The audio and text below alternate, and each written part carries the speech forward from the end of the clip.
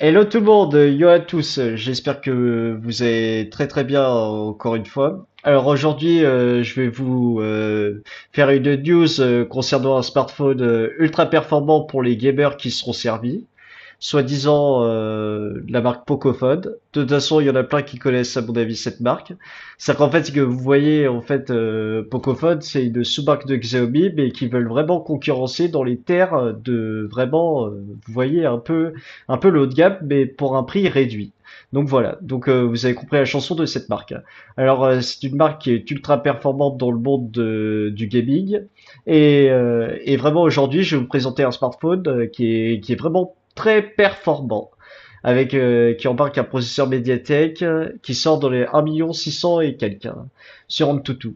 Mais malheureusement, j'ai pas ce modèle en ma possession, mais aujourd'hui, je vais vous délivrer sa fiche technique, plus qu'est-ce que j'en pense également.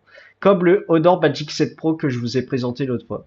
Alors, vous êtes prêts? Alors, c'est parti tout de suite. Mais bien sûr, avant, vous avez ma présentation en description de vidéo pour savoir qu'est-ce que je fais, pourquoi je publie une vidéo une fois par semaine, voilà.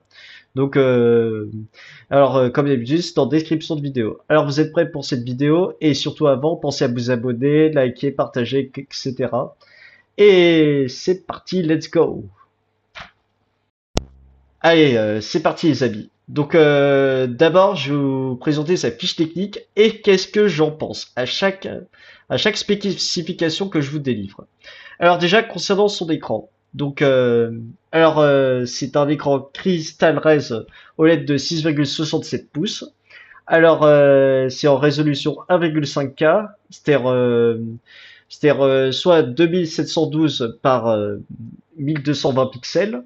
Ensuite, concernant le taux de rafraîchissement, il varie entre 60 et 120 Hz suivant les applications à laquelle il exécute les applications. Mais sinon, vous pouvez mettre un mode fixe jusqu'à 120 Hz. Puis ensuite, concernant le taux d'échantillonnage tactile, c'est jusqu'à 480 Hz et instantané de 2560 Hz. C'est-à-dire que vous voyez, c'est-à-dire que vous pouvez mettre en ce mode d'échantillonnage tactile au moins le mode gamer turbo pour que vous ayez les performances au max. Donc vous avez compris. Donc ensuite, il y a cet écran est ultra haute résolution. C'est-à-dire qu'il est utilisé pour le mode gamer, comme je vous l'ai répété plusieurs fois, jusqu'à 16 fois. Puis ensuite, concernant la luminosité, et son pic est à 3200 nits, et avant, vous avez une luminosité qui peut aller jusqu'à au moins 1400 nits. Mais par contre, le pic à 3200 nits, c'est pas vraiment vrai, mais au moins, ça peut vous mettre une petite idée de comment cet écran, il peut être lumineux en plein soleil. Donc voilà. Donc ensuite, il y a du Dolby Vision et le Gorilla Glass, c'est-à-dire que la certification en gros de résistance, elle peut aller au moins jusqu'à Gorilla Glass 7i. Ensuite, concernant les dimensions, donc c'est du 60,75 mm en hauteur, plus ensuite du 75,24 mm en largeur, et ensuite en épaisseur, c'est du 8,29 mm. Et pour conclure le poids, c'est du 195 grammes. Donc vous avez entendu sur la balance, le smartphone il semble léger. Donc c'est plutôt bien concernant voilà. Parce que c'est une batterie en silicium carbone de 6000 mAh que je vais vous délivrer dans sa partie autonomie. Allez, la suite. Donc déjà c'est un design, il est bicolore en simili-cuir avec ses tranches, c'est-à-dire en gros ces lignes qui sont noires et jaunes. Donc vous avez entendu à l'instant c'est du simili-cuir, donc c'est plutôt très bien. Et il est tout en aluminium sur les tranches sur les côtés. C'est-à-dire en gros voilà. C'est-à-dire qu'à l'arrière il y a des simili-cuir et sur les tranches droite et gauche il y a de l'aluminium qui est utilisé avec un petit peu de plastique. Donc ensuite concernant les touches de volume, c'est du alors à droite vous avez sur la tranche droite vous avez volume plus moins plus le bouton power qui est en liseré jaune pour vous faire un peu de design. Plus à l'arrière, vous avez un double capteur photo et à la tranche inférieure, c'est-à-dire tout en bas, ou supérieure, vous avez un double haut-parleur stéréo, c'est-à-dire un haut-parleur en bas plus un haut-parleur en haut. Et vous avez un microphone, plus vous avez le port USB Type C pour recharger le smartphone. Donc les connectiques qui sont vraiment basiques dans le design. Donc ensuite, comme je vous l'ai répété plusieurs fois, vous avez un double haut-parleur stéréo. Et la puissance, elle ne peut pas être folle comme puisque apparemment les écus ils sont bien tenus, plus au-delà de 75%, le son il est saturé malheureusement. Mais en même temps aussi, on ne peut pas faire tout pour ce prix. Mais déjà le son il est plutôt correct. Donc ensuite concernant la sécurité, vous pouvez déverrouiller ce smartphone avec le capteur d'empreinte sous l'écran. Voilà. Et plus vous avez la reconnaissance faciale qui est en capteur 2D. Concernant la connectivité, c'est du Wi-Fi 6, plus vous avez du NFC, du Bluetooth 6, de l'USB type C, le capteur GPS, plus vous avez la 4G, la 5G, c'est-à-dire que vous avez tous les débits pour vous connecter à votre SIM. Voilà, pour vous connecter à Internet, etc. Plus là, concernant la batterie, c'est du 6000 mAh. Et concernant la charge rapide, c'est du 90 watts qui peut être rechargé en même pas une heure ou quelques minutes de plus. Plus l'écran, vraiment l'autonomie, j'ai vu sur plein de tests, elle est un petit peu décevante par rapport à d'autres smartphones. Mais, euh, mais vous avez entendu, c'est quand même une grosse batterie, mais par contre l'autonomie, elle n'est pas aussi folle que disent ces chiffres. C'est-à-dire que les tests, ils ont relevé au moins 9 à 11 heures d'usage intensif. Donc je me pose des questions, mais pourquoi ils n'ont pas mis une autonomie aussi longue durée que prévu? Mais ça a dû être avec ses performances plus la chauffe à mon avis. Puisque ce smartphone, il chauffe beaucoup, j'ai appris. Mais vu que j'ai pas le smartphone, je peux pas savoir s'il chauffe ou non. Mais j'ai appris ça sur les nombreux news sur ce smartphone. Donc ensuite, concernant la mémoire interne, vous avez du 256 Go ou du 512 Go de stockage. Et de l'OTG, oui. Donc voilà. Donc ensuite, concernant les performances, donc il embarque un processeur MediaTek 8400 Ultra avec un Mali G720 pour la partie graphique qui sort jusqu'à au moins plus de 1 650 000 sur Antutu.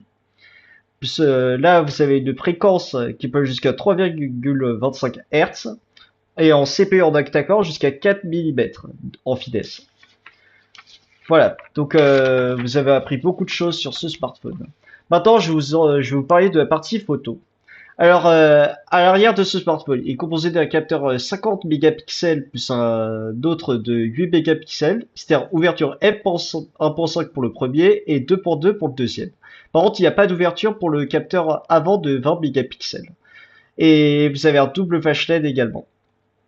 Concernant la partie, il y a beaucoup d'avis qui disent que la partie elle est plutôt polyvalente, mais même si des fois il y a quelques légers grains qui se font ressentir, mais on ne peut pas s'attendre à un foudre de guerre concernant la partie photo par rapport à la puissance, c'est-à-dire aux performances. Puisque vous entendez, pour ce prix, on ne peut pas vraiment attendre des performances haut de gamme d'une partie pour ce prix. Donc voilà. Mais j'ai vu que quelques photos, elles sont plutôt polyvalentes, mais d'autres, elles peuvent pas être parfaites, malheureusement. Mais l'intelligence artificielle, elle peut peut-être vous aider à faire mieux, mais par contre, sur l'ordinateur, il y en a plein qui ont été déçus par le rendu.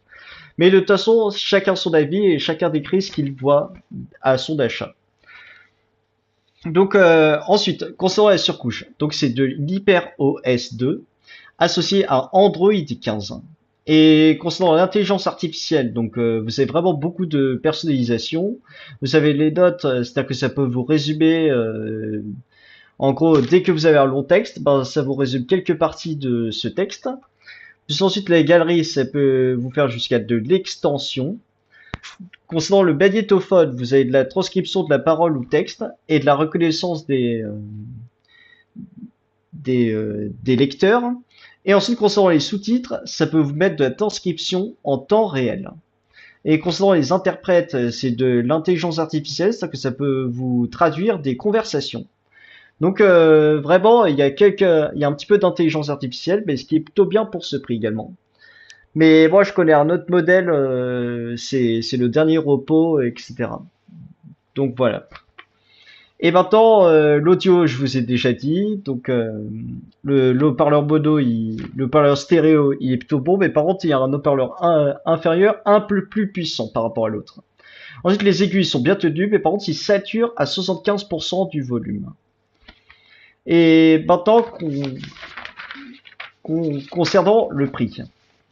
Donc c'est du 8 Go de RAM et du 256 Go de stockage qui sont commercialisés dans les 350 à 370 euros. La version 12 256 à 400 euros et ensuite autour des 420 à 430 euros pour la version 512 Go. Donc vous avez entendu, donc c'est plutôt des prix qui sont plutôt tirés vers le correct, même si ça vraiment les performances c'est ce qui compte pour les gamers, puisque la cible visée dans ce type de smartphone c'est les gamers, c'est-à-dire pour ceux qui aiment jouer etc. Et avec son médiathèque. Donc et je voulais vous parler dans la surcouche que vous pouvez personnaliser les vraiment le centre de contrôle, plus vous pouvez personnaliser différentes icônes, etc. Mais par contre, il n'y a pas de Always on Display parce qu'il est désactivable au bout de 10 secondes. Mais moi, je me demande pourquoi ils n'ont pas mis sur Always on Display permanent.